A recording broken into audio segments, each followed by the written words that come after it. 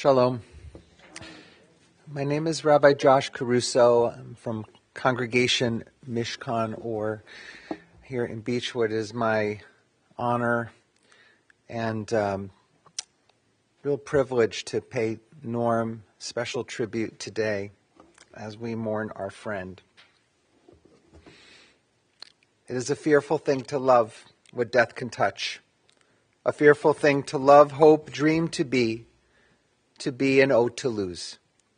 A thing for fools this, and a holy thing to love. For your life has lived in me, your laugh once lifted me, your word was gift to me.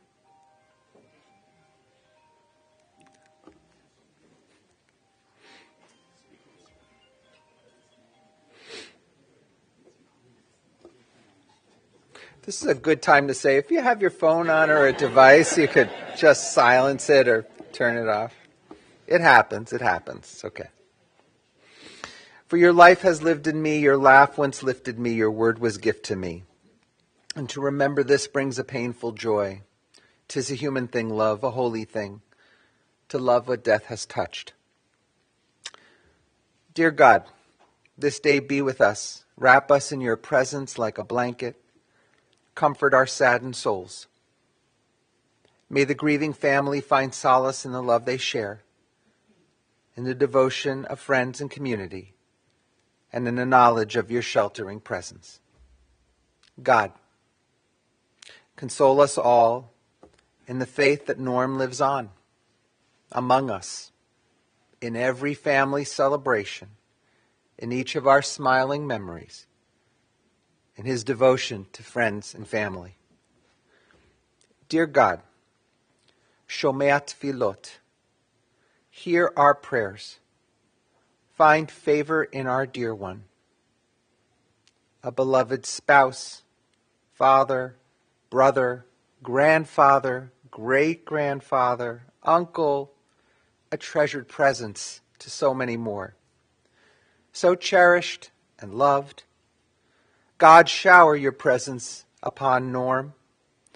May he be welcomed into your presence. And we say together, Amen.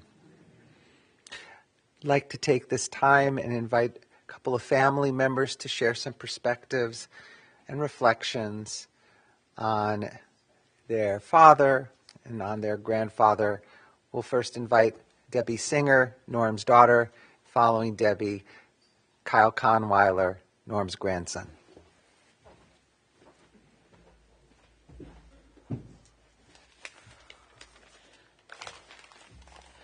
Hello. Oh, I'm hoping to get through this. I just want to start by recognizing all of you on behalf of my mother and my siblings, and thanking everybody that's here, all their friends that called repeatedly, the men that threw my father a party. He was so touched, and he discovered the joys of actual real Coca-Cola on that day. He had always been a Diet Coke person, and he went the last few months of his life, he enjoyed real on Coca-Cola. So thank you, that, and my mother thanks you, and if anybody wants some Coke, stop by the house, there's plenty. Thank you to my mother's friends who called repeatedly, offered a shoulder to cry on, and just offered to help, and always stayed in touch. Thank you. Special thanks to Sharonitis, who had the misfortune to call the one day I was at the house alone, and she listened to me, and then she got to listen to me cry some more. And she was so kind, so thank you. I want to thank my Aunt Sharon. Through all of this, she has been, losing her brother, my aunt has always been there. She's been present, she's listened, and she's been judgmental. And there were times, I didn't mean not judge, non-judge. She was not that she was judgmental. I meant to say She did everything without judgment. Geez, was I able to cover that up? And it was just recently that it dawned on me that she was losing her brother, and that I never said to her, "What can I do for you?" So thank you so much for everything that you did. Jerry did a DNA test of our family, and we came out to be 99.5% Eastern European Ashkenazi Jew. And that was so disappointing to me, because in my heart, I've always been 100% British. And I'm now discovering maybe it was a little bit more accurate than I thought it would be, because in the last few weeks, my lip has not been nearly as stiff as I thought it would be. Growing up, my parents were really old school in a lot of ways. They did not subscribe to the theory that your children are your friends. Your children are your children. We can become friends when you become adults. My dad was strict, and we had really pretty clearly defined boundaries. The one absolute boundary was we were not allowed to upset my mother. It was especially emphatic at dinner time. Whatever my mother made, that is what we ate, and we were not allowed to say, "Ew, this is awful." And it wasn't until I think I was probably in college that one night I realized I'm a grown-up. I can make myself whatever I want. And I did. As I said, my dad was strict. We all had curfews, and they were very strictly adhered to. And this was all pre-cell phone days, so we had to be home. And the only exception to that was when we had a job, and at the time I worked in a restaurant. Okay, I still work in a restaurant. But was the nights that I worked, I could stay out later. So on Saturday nights, I gradually started staying out later and later and later. And then until the night that it was probably about 2:30 in the morning that I got home, and I thought I was being very quiet, opening the front door, and it got yanked out of my hand. And all my dad said was, "We'll talk about this in the morning." Okay, I didn't sleep well. I tossed, I turned, I was scared, and then I came up with what was actually a pretty brilliant idea. When I got up in the morning, it was probably maybe closer to early afternoon, I went downstairs, and there they were, and before they could say anything, I said, "I am so sorry. I was wrong. This will never happen again." I think that was probably the one and only time that I was able to shut my dad down completely, and he had no idea how to react. But I also could never use that line ever again.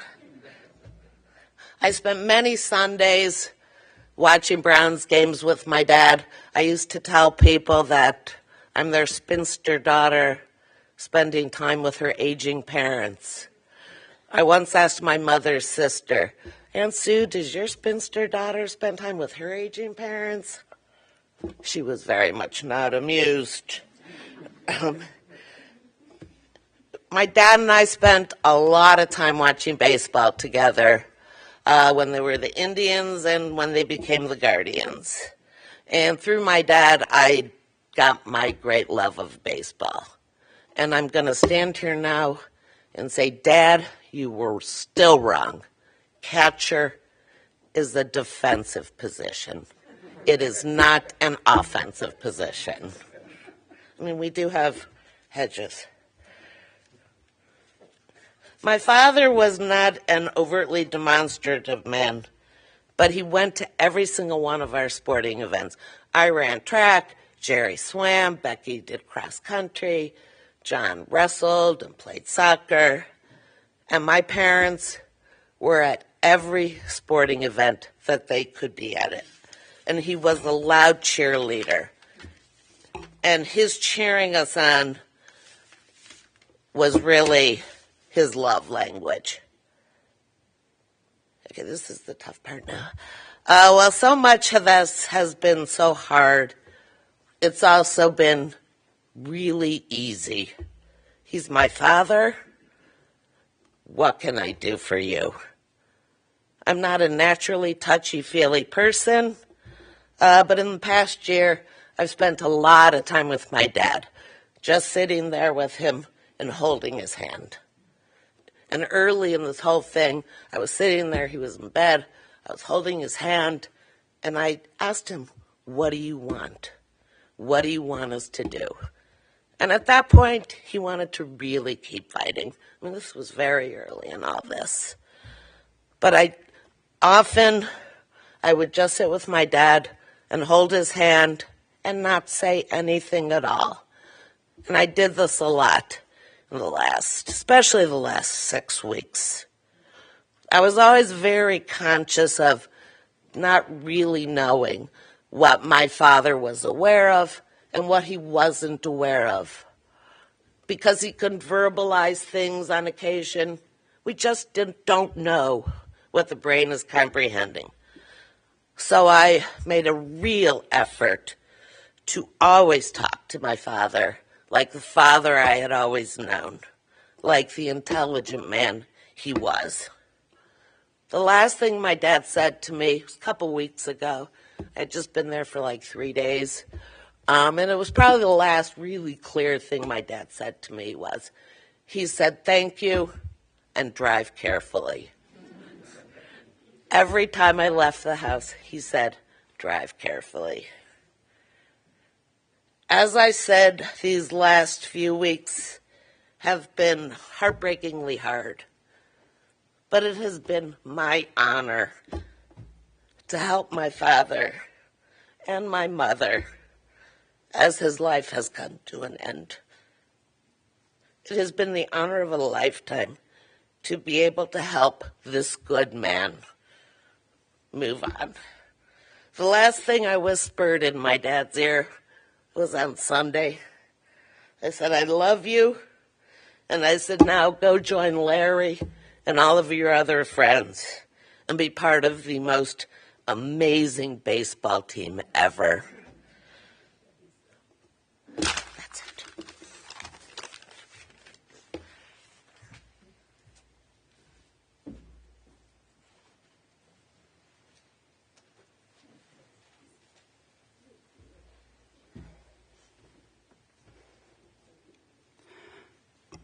I'm going to intentionally take a moment so we can just think of those words.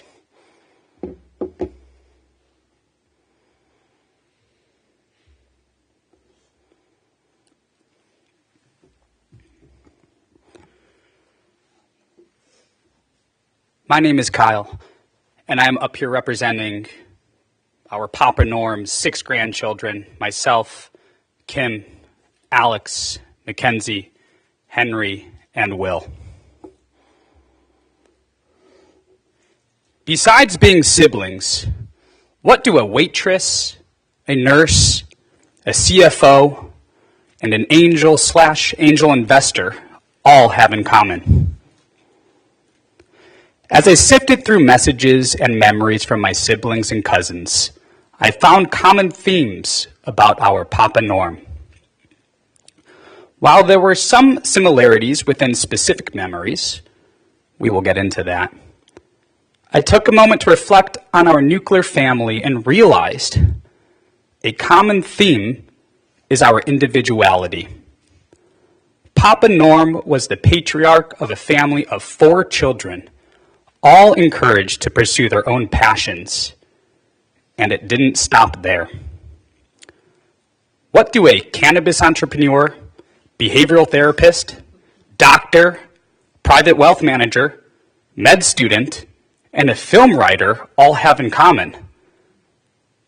We were raised in homes that celebrated following passions as long as we worked hard and loved what we did.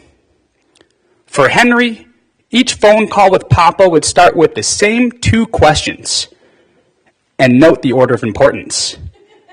How's baseball? Are you getting A's? His phone calls with his grandchildren would be filled with questions to get to the root of understanding, and would end with, well, work hard, be well. I later learned that the questions were not just to express interest, but so he could clearly and proudly talk to anyone who would listen about one of his grandchildren were up to. And he would have the t-shirt to prove it. From Interlaken to Wash U, Papa's wardrobe would rotate based on who he was visiting, which of his 6 grandchildren's sports teams he was cheering on, or whose graduation ceremony he was attending. Just 2 weeks ago, when my sister Kim, my mom, and I had the chance to visit, he managed to wear a sweatshirt I gifted him from my company, and then changed into a Bowdoin t-shirt to represent Kim's alma mater, which is pretty impressive for a guy who just a week before got stuck putting pants on as a sweater. So how did they foster such individuality and love? Well, while Papa Norm may have shown love by simply being present with a grin and a tattered baseball cap, Grandma Pat would meticulously roll it up into a Russian tea biscuit and hand-deliver it from Cleveland to Chicago. From my memories, I have concluded that neither one of those 2 things could have been without the other. That's what teamwork is. Grandma Pat and Papa Norm were a great team for so long, managing to provide love, sustainability, guidance, support, advice, and silence, especially if the Indians were on, followed maybe by some scolding because the Indians were on, followed maybe by some blueberry pie in a room in which the Indians were not on. In addition to learning to be mindful of my own noise, I got a lot more from Papa Norm beyond an early onset receding hairline. Memories of wading through the water to catch salamanders, blueberry picking, numerous Indians games where I learned people listen to the radio broadcast in one ear and keep score with a pencil and paper while they're at the game. Trips to Corky and Lenny's, and as recently as just 14 months ago, a beautiful hamotzi with my Grandma Pat at my wedding. Preceded by promises to be extra careful, we all share memories of flipping through binders of baseball cards and admiring what seemed to be like endless piles of Indians paraphernalia. Every one of us grandkids got a reality check when watching the Babes of 1916, realizing that old people can actually play competitive ball. As we got older, Papa got to meet new members of our family and even push Frankie around the house in a toy car while Alex followed with a smile. Papa raised amazing, different, smart, and passionate children, all celebrated as individuals, and my mom and Uncle John went on to foster the same. We have so much to be thankful for. Grandma, I'm happy that you're here to hear this all because we know at this point Papa probably would be turning up the volume to the game. May everyone smile, remembering the positive impacts that Papa Norm had. Work hard and be well, and may he rest in peace.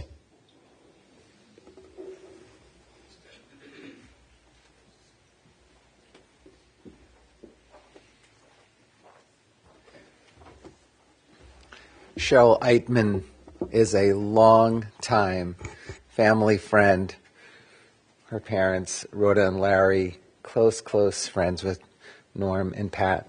So special privilege to have her here, and I know for the family to have her participate in the service.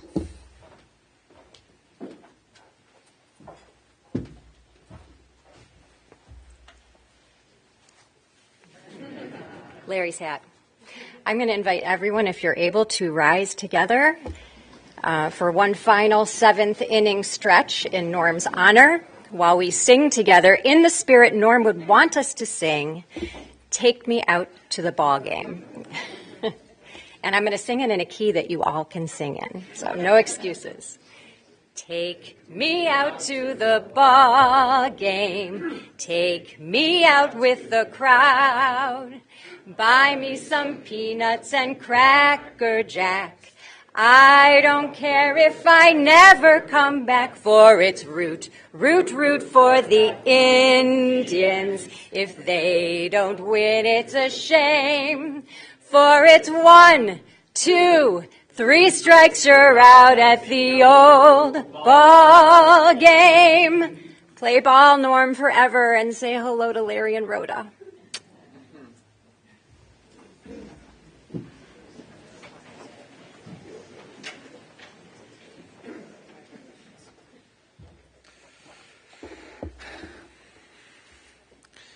For those of you who are wondering, Norm is well ensconced in this casket with 2 baseball uniforms and a hat and his glasses, right?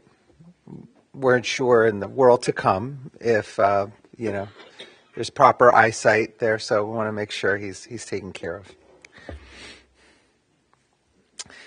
Norm Singer was not an outwardly religious man, but months ago, before he began to decline further, he came to meet with me at the temple.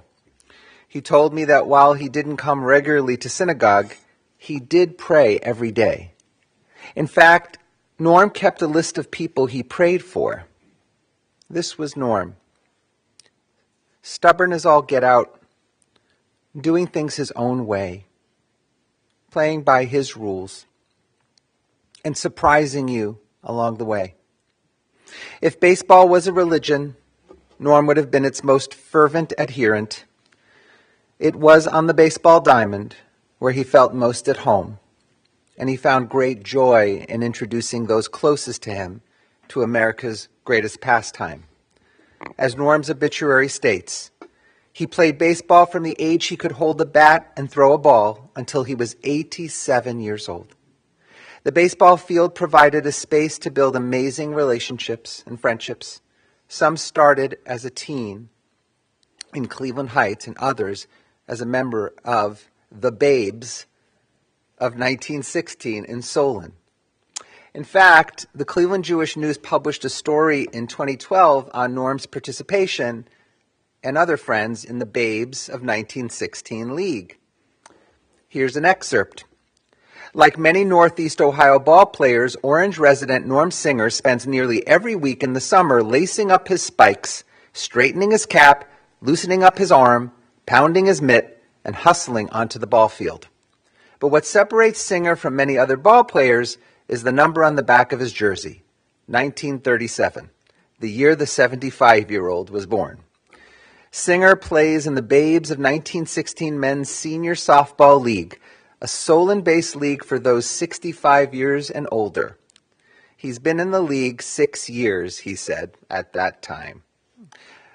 I believe for those who couldn't run so well, you could bat and have somebody run for you. A little quote from Norm. I like to play ball.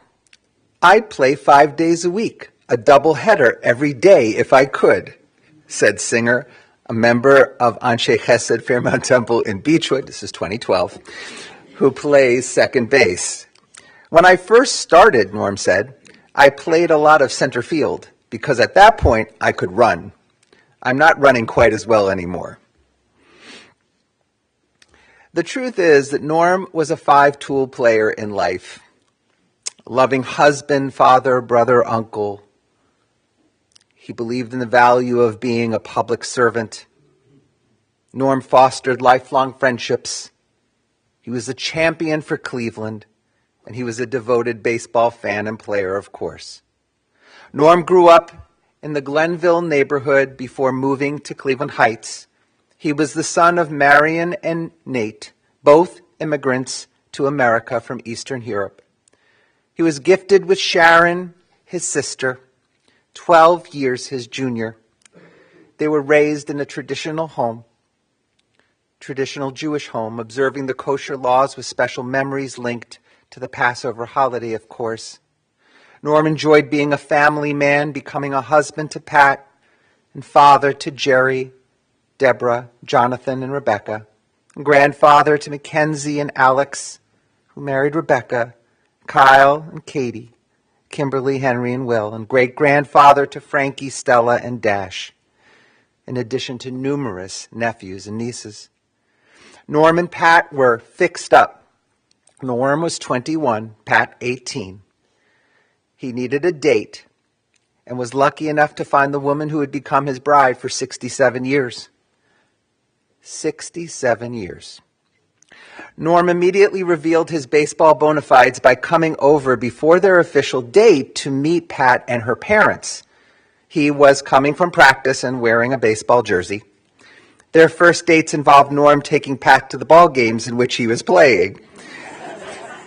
She would sit in the stands, watching him, cheering him on.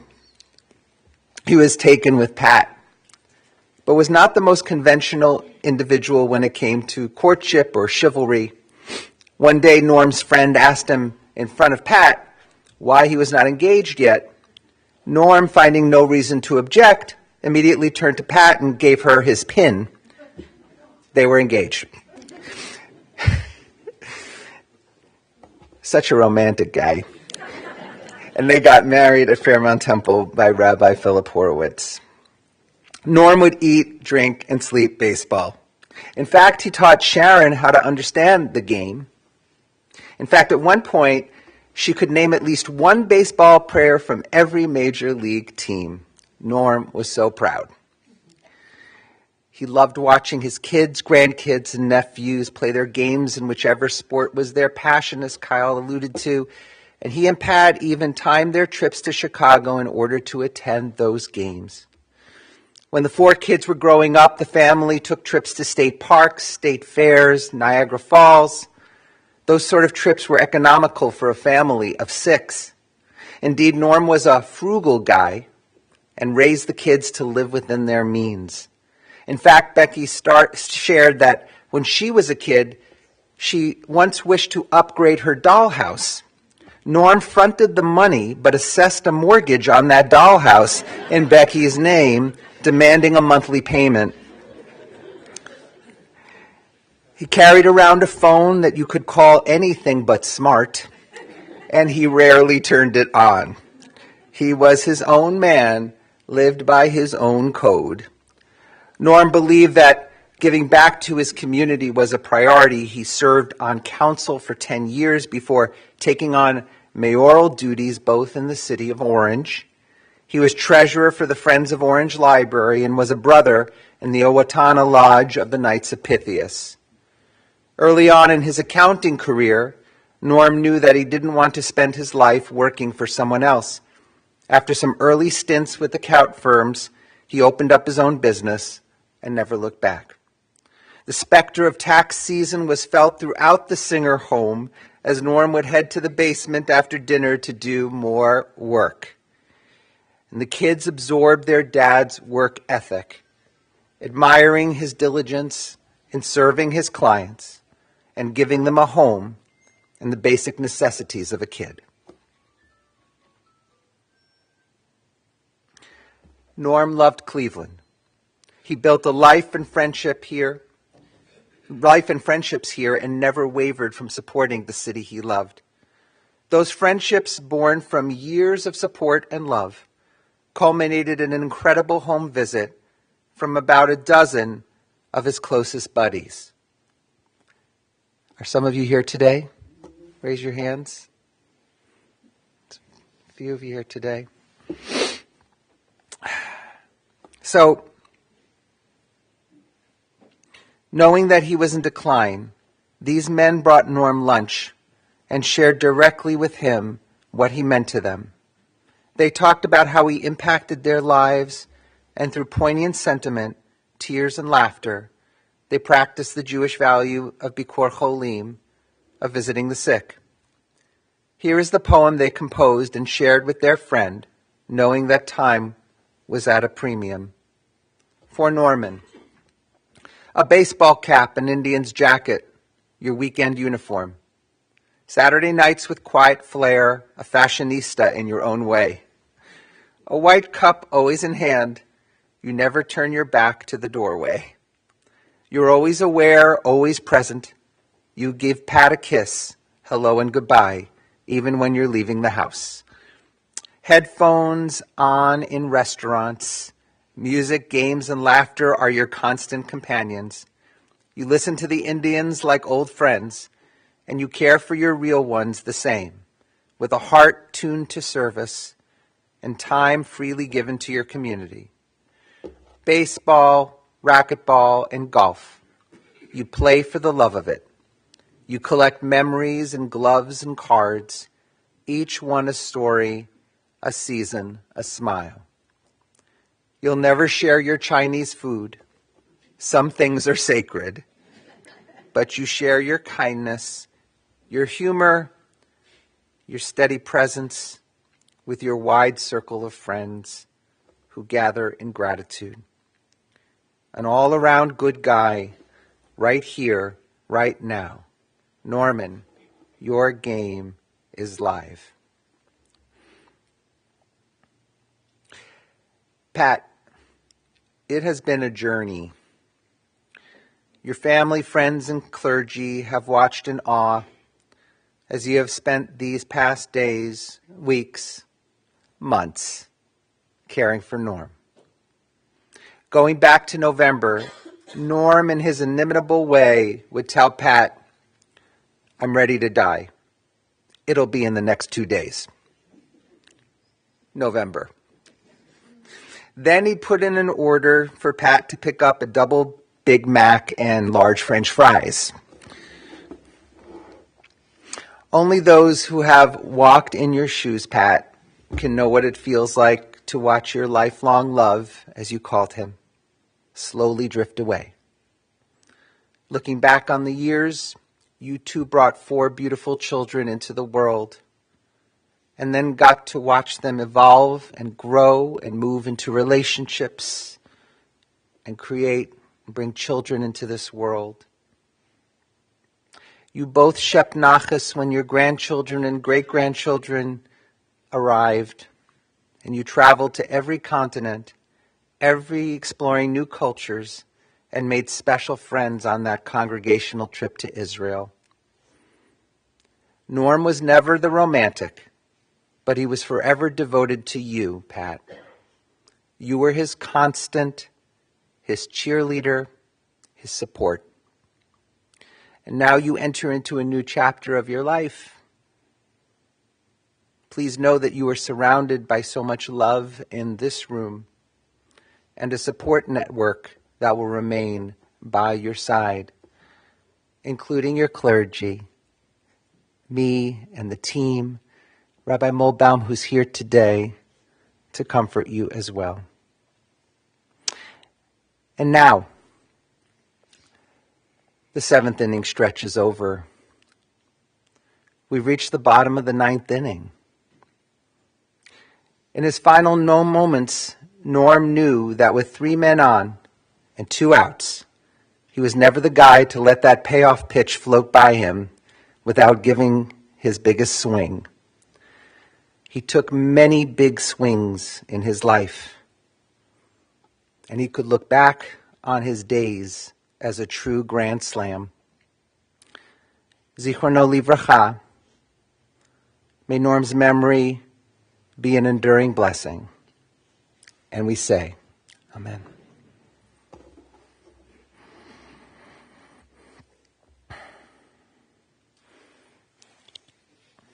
I invite you to rise as you're able for the recitation and the chanting of El Malei Rachamim, the memorial prayer.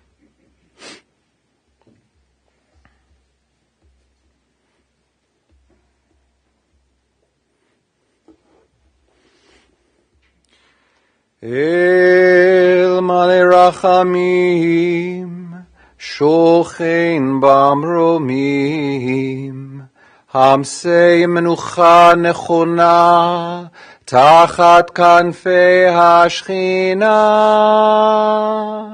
אם קדושים וטהורים, כזוהר רקיע מזהירים את נשמת נחמן יהודה בן נסן ומרים, שהלך לעולמו. בעל הרחמים יסתירהו בסתר כנפיו לעולמים, ויצרור החיים את נשמתו. אדוני הוא נחלתו, וינוח בשלום על משכבו. ונאמר Amen. God of abundant mercy, God most high, may the soul of our loved one who has gone into eternity find the gift of perfect peace in your embrace, together with the holy and the pure, whose light shines like the radiance of heaven. Compassionate God, hold Norm close to you forever, so that his soul may be bound up in the bond of life eternal. May he find a home with you. May he rest in peace. And together we say, Amen.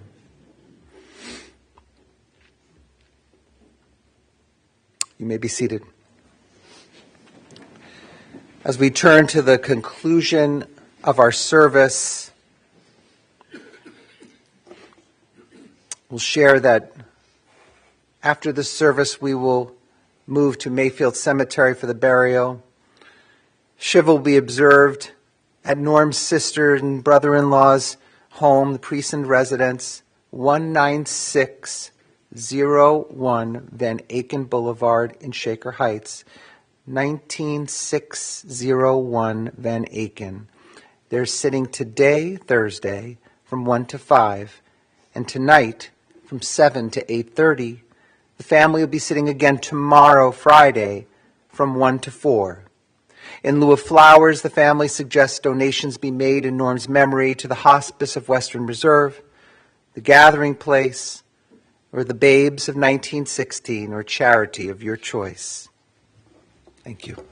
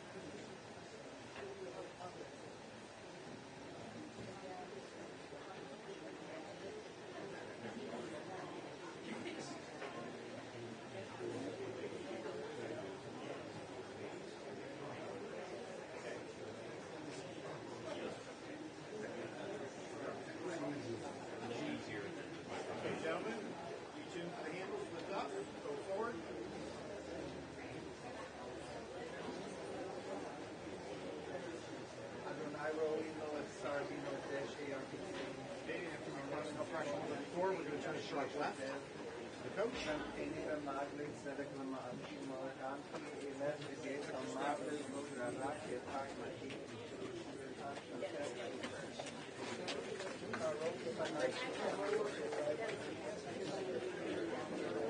I just got bored sitting with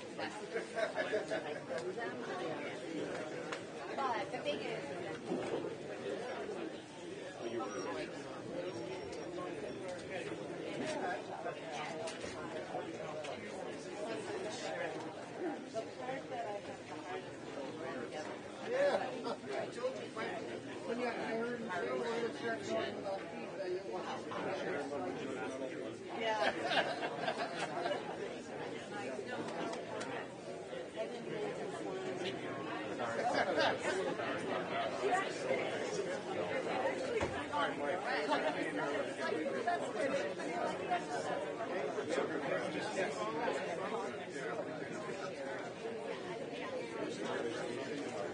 Oh, thank you. My dad.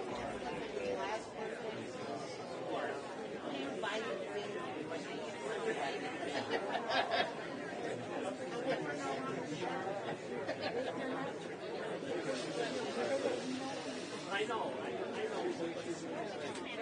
She told me, and she like